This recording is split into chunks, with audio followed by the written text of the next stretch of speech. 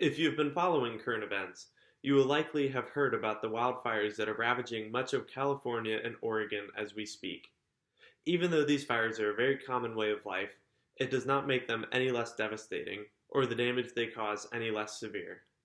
Every year, they cause millions of dollars in property damage.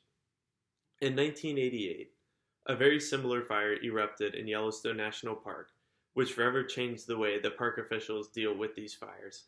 Tonight, I'm going to share with you a little bit about this fire. Let's begin with how Yellowstone used to deal with fires. I want to start off by saying that fires are a very regular part of the landscape of Yellowstone and that they are very rarely seen by visitors.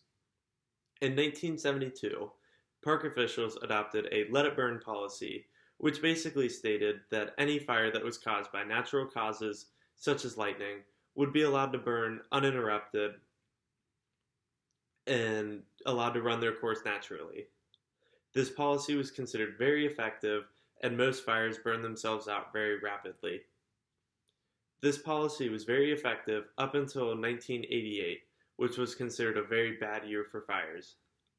Early on in the season, they had a lot of rain, which made a lot of people hopeful that the fire season wouldn't be that bad and there would be very little activity. The rain quickly dried up, and the summer became one of the driest on record. There had been several fires already that year, but most of them had burned themselves out.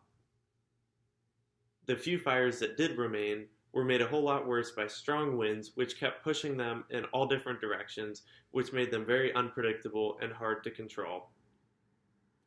It became apparent very quickly that the let it burn policy might not be quite as effective as they were hoping it to be.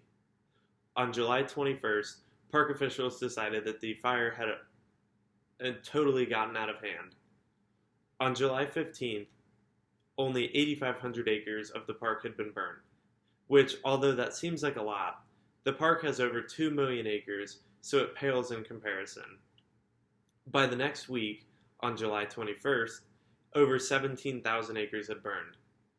The jump of almost 10,000 acres in 1 week led park officials to realize that there was a big problem.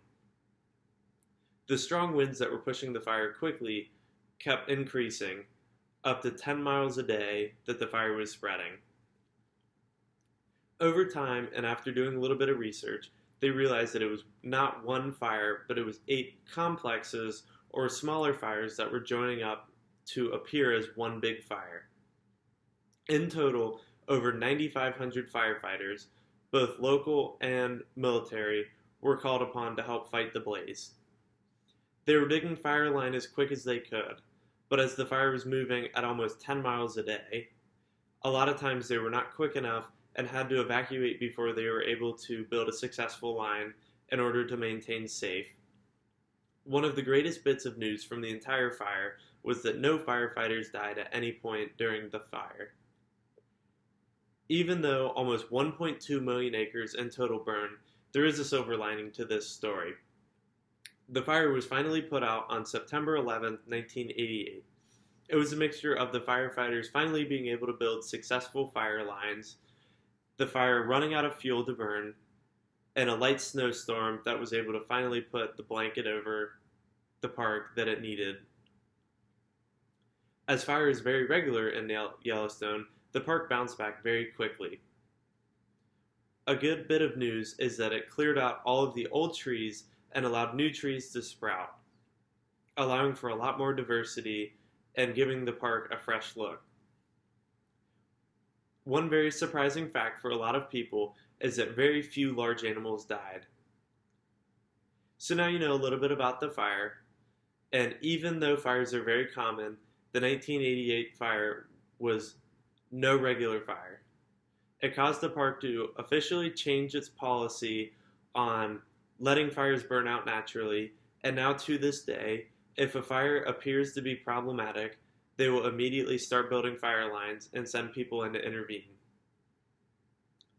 And the clearing and the new growth that happened as a result of this fire has made the park a whole lot more beautiful in return.